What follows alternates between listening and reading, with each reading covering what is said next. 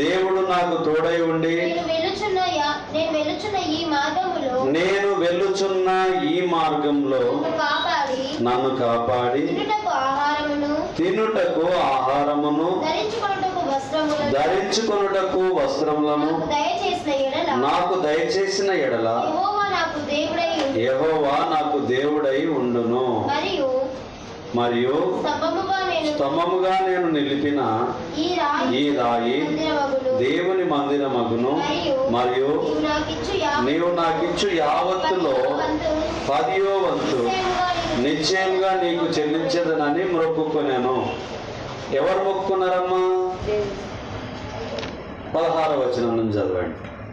యాకోబు నిద్ర తెలిసి నిశ్చయంగా యెహోవా ఈ స్థలమందున్నాడు, అది నాకు తెలియకపోయిననుకొని భయపడి ఈ స్థలము ఎంతో భయంకరము, ఇది దేవుని మందిరమే గాని వేరొకటి కాదు, పరలోకపు గవిని ఇదే అనుకొనెను. తెల్లవారినప్పుడు యాకోబు లేచి తాను తలగడగా చేసుకొనిన రాయి తీసి దానిని స్తంభముగా నిలిపి దాని కొన మీద నూనె పోసెను. మరియు అతడు ఆ స్థలమునకు బేతేలను పేరు పెట్టెను. అయితే మొదట ఆ ఊరి పేరు లూజు. యాకోబు జ్ఞాపకం చేసుకుంటూ ఉన్నాడు. యాకోబు విషయము జ్ఞాపకం చేస్తూ ఉన్నది. ఎవరు యాకోబు అమ్మ? యాకోబు ఎవరు? ఇస్సాకు కొడుకు. ఓకే. తల్లి పేరు? తల్లి పేరు ఇస్సాకు భార్య పేరమ్మా. యాకోబు తల్లి పేరు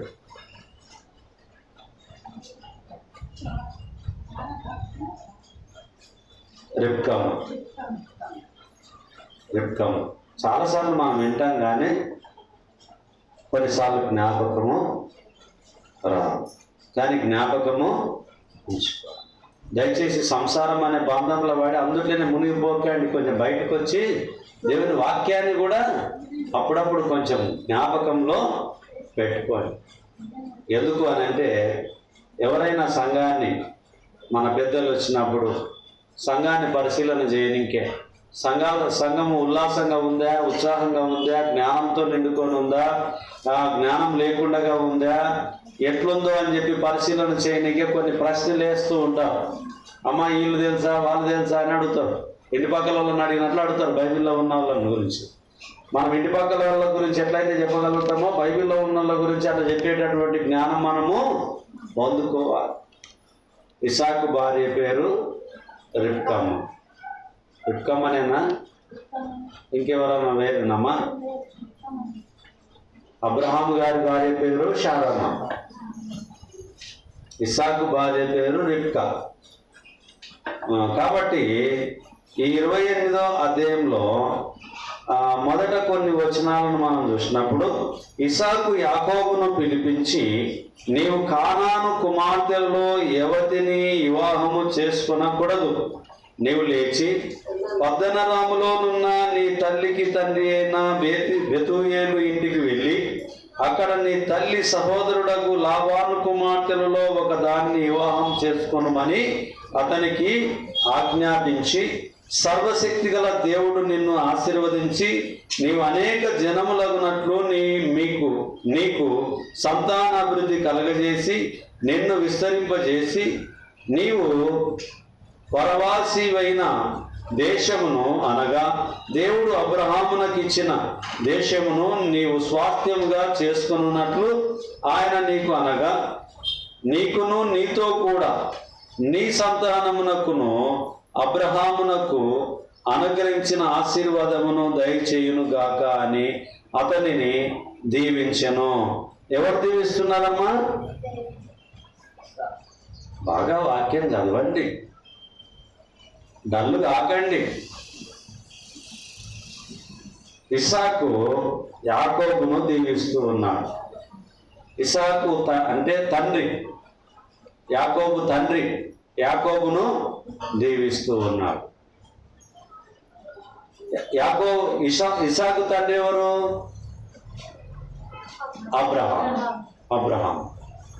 అబ్రహాం కుమారుడు ఇసాకు, ఇసాకు కుమారుడు యాకోబు మరియు ఏషావు. ఇట్లా కొన్ని విషయాలను మనము ఆది కాండం నుంచి ప్రకటన గ్రంథం వరకు కొన్ని విషయాలను మనం ఏం చేయాలి? తెలుసుకోవాలి, జ్ఞాపకంలో ఉంచుకోవాలి. మరి నిర్గమకాండానికి వెళ్దాం.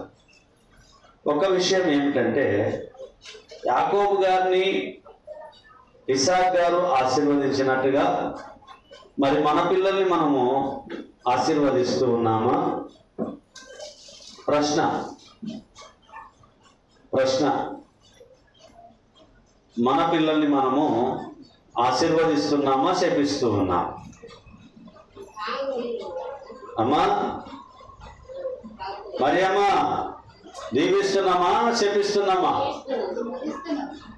ఏమబ్బా, చాలా మంది తల్లులు కన్నా తిట్లు తిడతారు పిల్లల్ని. తిట్టొద్దండి దయచేసి. మీ తిట్లు మీ పిల్లలకు తగులుతుంది. తల్లిదండ్రులకు దేవుడు ఆ అధికారం ఇచ్చిండు. దయచేసి మీ పిల్లల్ని మీరు తిట్టకండి, కొట్టండి. తప్పు చేస్తే కొట్టండి, బెత్తం తీసుకొని కొట్టండి, దేవుని వాక్యం చెప్తుంది. భయం పెట్టండి, కానీ మీ నోటి నుంచి శాపాలు పిల్లల్ని తిట్టొద్దండి. ఎందుకంటే మీ మాటల వల్ల వాళ్ళు శాపగ్రస్తులు అవుతారు, శాపాలు పొందుతారు. మీరు మీ పిల్లల్ని దీవించండి కానీ శపించకండి. మనమందరం కూడా భూమి మీద మన పిల్లల్ని ఏం చేయాలి? దీవించాలి కానీ శపించడానికి మనకు అధికారము లేదు. నిర్గమకాండం 21వ అధ్యాయం 16వ వచనం నుంచి, నిర్గమకాండము 21వ అధ్యాయము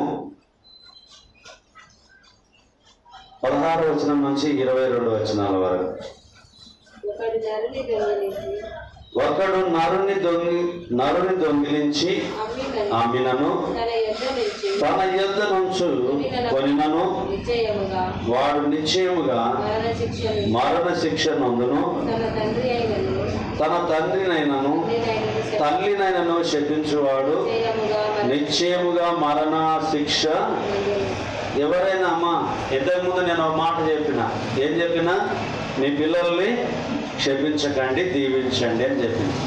అలాగనే పిల్లల మీ తల్లిదండ్రులను ఏమైనా శపించే వారిగా మీరుంటే మీకు మరణం వస్తుంది. ఏమొస్తుంది? యెహోనయ ఏమొస్తుంది? పిల్లలు తల్లిదండ్రులు చెప్పించింది అనుకో, పిల్లలకి ఏమొస్తుంది? మరణం వస్తుంది. తల్లిదండ్రులు శపిస్తే పిల్లలకు శాపాలు వస్తాయి, పిల్లలు తల్లిదండ్రులను శపిస్తే మరణం వస్తుంది. కాబట్టి తెలియక అమ్మ నాన్న వాళ్ళని ఒకవేళ ఏదో సందర్భంలో కొన్ని మాటలు మాట్లాడుతూ ఉంటాం. దయచేసి ఇక మీదట మీరు మాట్లాడకండి. మాట్లాడితే దేవుడు మరణాన్ని ఇస్తున్నాడు. కాబట్టి దేవుని వాక్యాన్ని మీరు జ్ఞాపకము ఉంచుకోండి. తల్లిదండ్రులు పిల్లల్ని దీవించండి, శపించవద్దు. పిల్లలు తల్లిదండ్రులకు సేవ చేయాలి, శపించవద్దు. మరి ఈ యొక్క నిర్గమకాండంలో ఉన్నటువంటి 16 నుంచి మనము 22 వరకు పరిపూర్ణంగా చదువుకున్నాం. మనుషులు పోట్లాడుచుండగా ఒకడు తన పొరుగు వానిని రాతితోనైనను పిడికిడితోనైనను గుద్దుట వలన వాడు చావక మంచం మీద పడి ఉండి తర్వాత లేచి తన చేతికర్రతో బయటికి వెళ్ళి తిరుగుచుండిన ఎడల వాని కొట్టిన వానికి శిక్ష విధింపబడదు గాని అతడు పని చేయలేని కాలమునకు తగిన సొమ్ము ఇచ్చి వాడు అతనిని పూర్తిగా బాగు చేయింపవలెను. ఒకడు తన దాసుడనైనను తన దాసినైనను చచ్చునట్లు కర్రతో కొట్టిన ఎడల అతడు నిశ్చయముగా ప్రతిదండన నొందును. అయితే వాడు 1-2 దినములు బ్రతికిన ఎడల ఆ ప్రతిదండన అతడు పొందడు. వాడు అతని పొమ్మనగా సొమ్మే కదా. నరుడు పోట్లాడుచుండగా గర్భవతి అయిన స్త్రీకి దెబ్బ తగిలి ఆమెకు గర్భపాతమే గాక మరి ఏ హానియు రాని ఎడల హాని చేసిన వాడు ఆ స్త్రీ పెనిమిటి వాని మీద మోపిన నష్టమును అచ్చుకొనవలెను. న్యాయాధిపతులు తీర్పు తీర్చినట్లు దాన్ని చెల్లింపవలెను. ఇక్కడ మనం ఆలోచన చేస్తే 3-4 విషయాలు మనకు జ్ఞాపకం చేస్తూ ఉంది. ఒకటి, నీ తల్లిదండ్రులను నువ్వు శపించవద్దు, మరణం పొందుతావు అనేటటువంటిది. అలాగనే ఎవరినైనా నీవు కొట్టొద్దు, పిడికిళ్ళతో గుద్దవద్దు.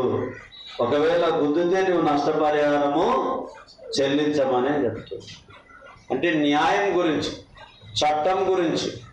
ఇప్పుడు జడ్జి గారు మనకేం చెప్తారు?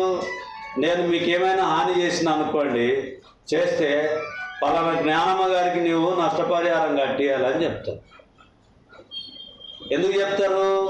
దేవుని వాక్యము, మన భారత రాజ్యాంగము అన్నిటినీ ఆధారం చేసుకొని చట్టాన్ని రూపకల్పన చేసి ఉన్నారు. కాబట్టి ఇప్పుడు ఇలా ఎవరికైనా మనం నష్టం చేస్తే తప్పకుండా నష్టము చెల్లించమని దేవుని వాక్యము తెలియపరుస్తుంది.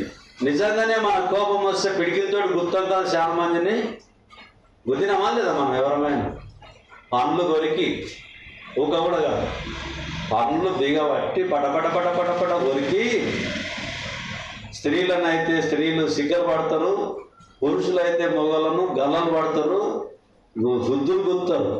వీలైతే అందుట్లో కూడా స్త్రీలు కూడా ఒక ఏటేసిపోతారు, కొరకతోటో కట్టెతోటో. అంటే ఈ లోకంలో మానవునికి కోపం వచ్చే సందర్భాలు ఆ యొక్క అవసరతను బట్టి, ఆయా సందర్భాలను బట్టి దేవుని వాక్యం గుర్తు చేస్తుంది. నీవెవరికైనా నష్టం చేస్తే నష్టపరిహారము చెల్లించమని దేవుని వాక్యము తెలియపరుస్తూ ఉన్నది. అలాగున్నే మరి ఇతరులకు నీవు నష్టం చేయొద్దని గుర్తు చేస్తుంది. అలాగున్నే నీ తల్లిదండ్రులు నీవు శపించవద్దని దేవుని వాక్యం తెలియపరుస్తుంది. దేవుని యొక్క కరుణ ఏమిటంటే మన మీద ఉంచి మానవులు ఏమైతే చేయాలి, ఏమైతే చేయకూడదు అనేటటువంటి విషయాలను మనకు క్లుప్తంగా దేవుని వాక్యం మన ముందు ఉంచబడి ఉన్నది. పాపము గురించి ఉంచబడి ఉన్నది, పరిశుద్ధత గురించి ఉంచబడి ఉన్నది. మనం అందులో నేర్చుకోవాల్సింది ఏంటి?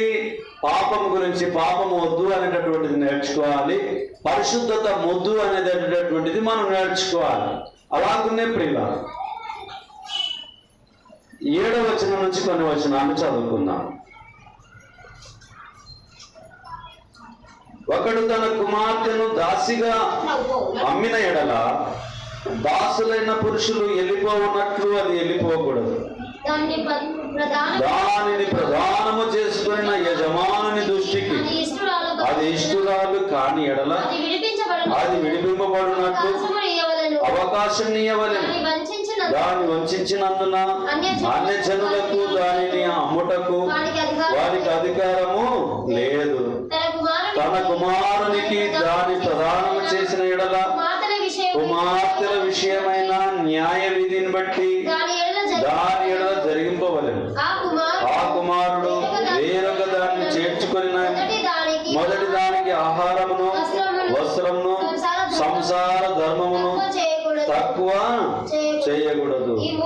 ఈ మూడును దానికి కలగజేయని ఎడల అది ఏమి ఇయ్యక స్వతంత్రాలైపోవచ్చును.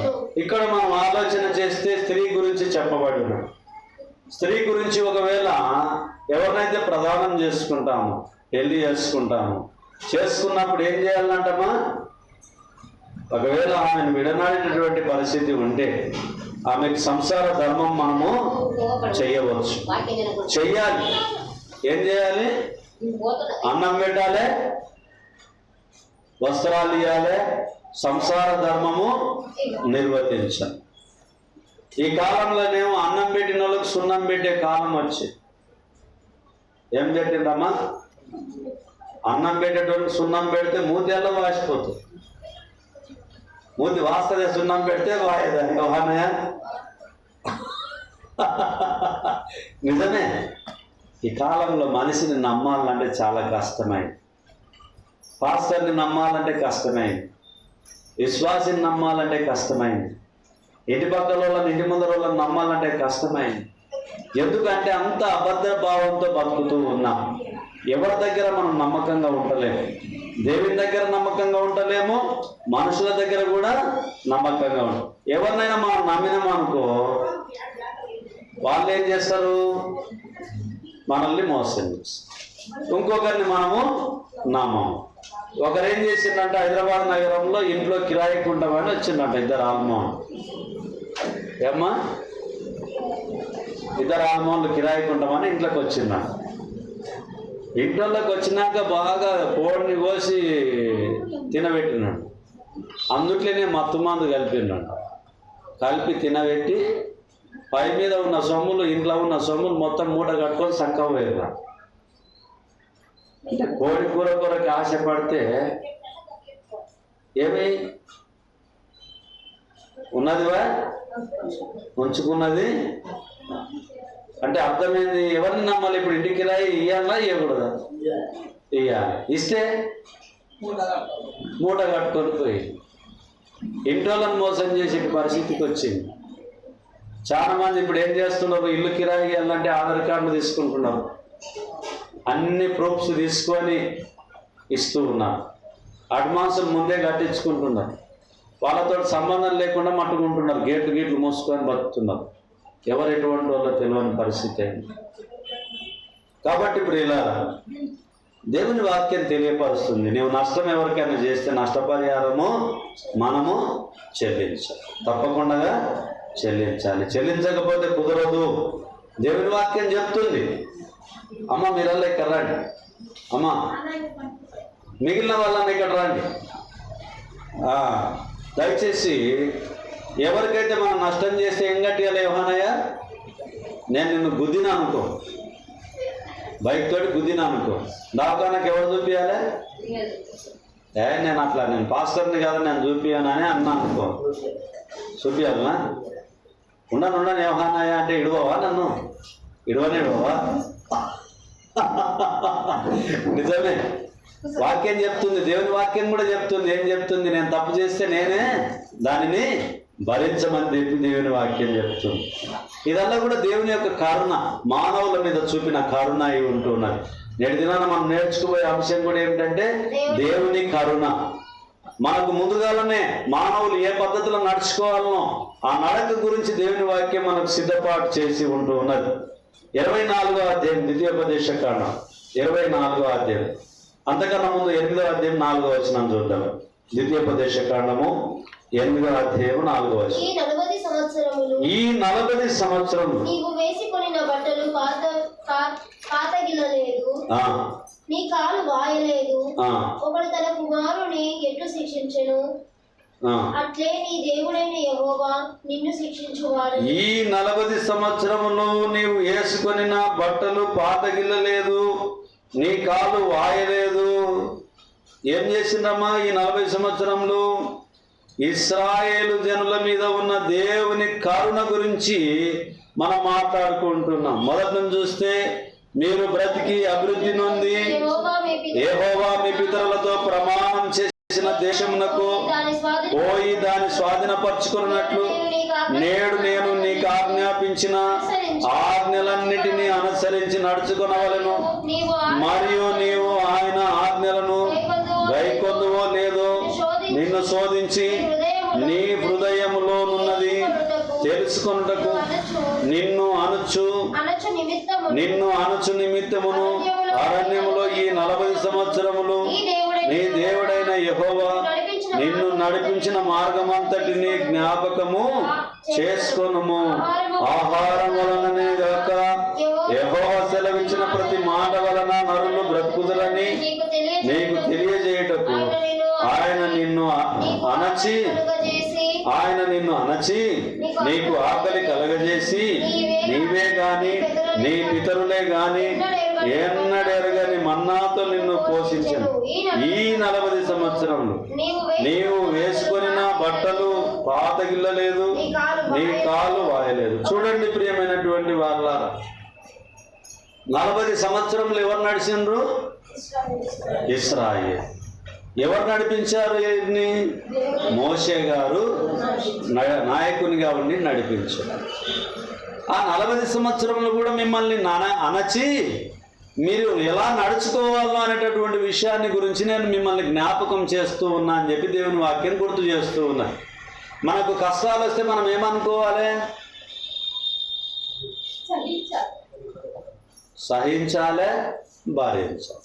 ఈ కష్టం వలన నాకేదో అనుభవం వచ్చేది ఉంది, ఏదో జ్ఞానం వచ్చేది ఉంది, దేవుని ప్రణాళిక ఏదో ఉంది అని చెప్పి మనం భావించాలి. నాకే ఎందుకు కష్టాలు వస్తున్నాయి అని ఎప్పుడు అనుకోవాలి. చాలామంది పెద్దలు అంటారు కదా, కష్టాలు మనుషులకు కాకుండా ఏమో చెట్లకు పుట్టలకు వస్తాగా అంటారు. ఏమంటారమ్మా? జర మాట్లాడండి, లేకపోతే మీకు నిద్ర వస్తుంది, నాకు చెప్పబుద్ధి కాదు. కాబట్టి ఆలోచన చేయండి, కొంచెం ఉల్లాసంగా ఉండండి, కొంచెం ఉత్సాహంగా ఉండండి. మీ చెవులు దేవుని వైపు పెట్టండి, మీ మనసు దేవుని వైపు పెట్టండి, మీ హృదయం దేవునికి సమర్పణ చేసుకోండి. దేవుని మాటలు మీరు వింటూ ఉన్నప్పుడు స్పందించండి. స్పందిస్తే ఏమవుతుంది అంటే దేవుని వాక్యం మీలో ఫలిస్తుంది. ఇక్కడ గుర్తు చేస్తున్నటువంటి మాటల్ని మనం చూస్తే 40 సంవత్సరంలో అంగి మాసిపోయలేదంట, చెప్పులు బార్లు ఊసిపోలేదు. అలాగనే 40 సంవత్సరంలో కట్టెల పొయ్యి అంటించలేదు, పొయ్యి మీద భోగాన పెట్టలేదు. ప్రతిరోజు దేవుడు ఆహారాన్ని మన్నాను అందించు. చాలా మంది మనం అనుకుంటాం నాదే గొప్పతనం, నేను ఇట్లా చేసిన అని చెప్పుకుంటారు తల్లిదండ్రులు, అవతాతలు. దేవుడు మనకు తోడై ఉంటే తప్ప ఏమి మనము చెయ్యలేము. కాబట్టి మనమందరము వట్టివారము మట్టివారము. అవునా కాదా? మన్నే గదయ్యా మనలోని ఆత్మ జ్యోతికి తప్ప మైలోనిదంత మన్నే గదయ్యా.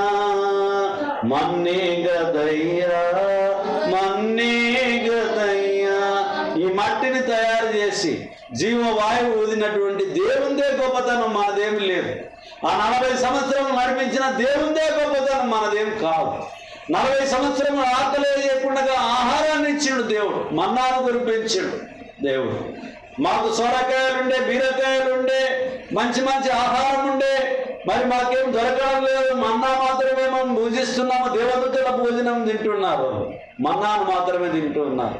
మాకు అది కావాలి, ఇది కావాలి, మాంసం కావాలని అంటే దేవుడు ఏం చేసిండు? ఆకాశం నుంచి మాంసాన్ని కుమ్మరించిండు, కురిపిస్తే ఏం చేసిండ్రు? ఎట్లా తిన్నారు వాళ్ళు? బాగా దున్నపోతుల్లాగా తిన్నారు. ఎట్లా తిన్నారు? తిండిపోతులు, దున్నపోతుల్లాగా తిన్నారు.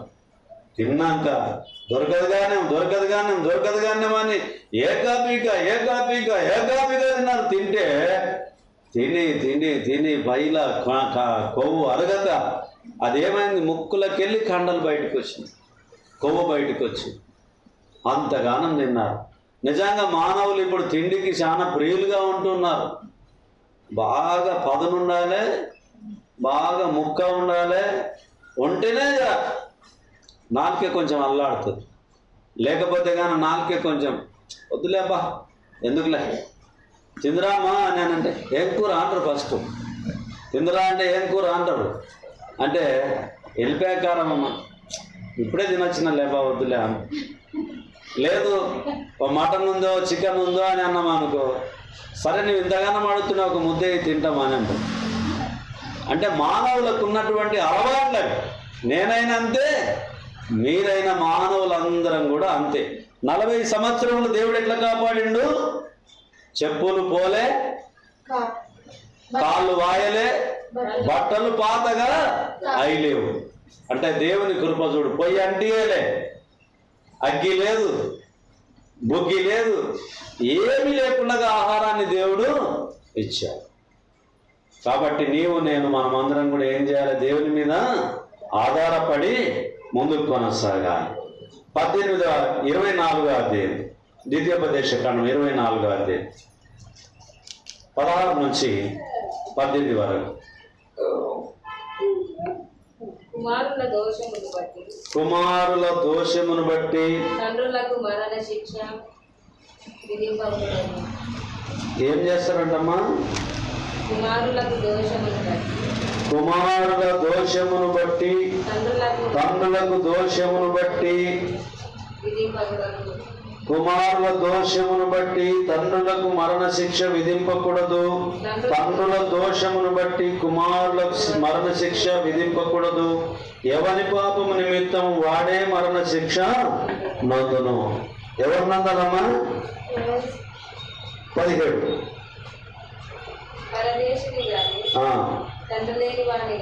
పరదేశికే గాని తండ్రి లేని వానికే గాని న్యాయము తప్పి తీర్పు తీర్చకూడదు. విధవరాలి వస్త్రమును తాకట్టు తీసుకొనకూడదు. నీవు ఐగుప్తులో దాసుడవై ఉండగా నీ దేవుడైన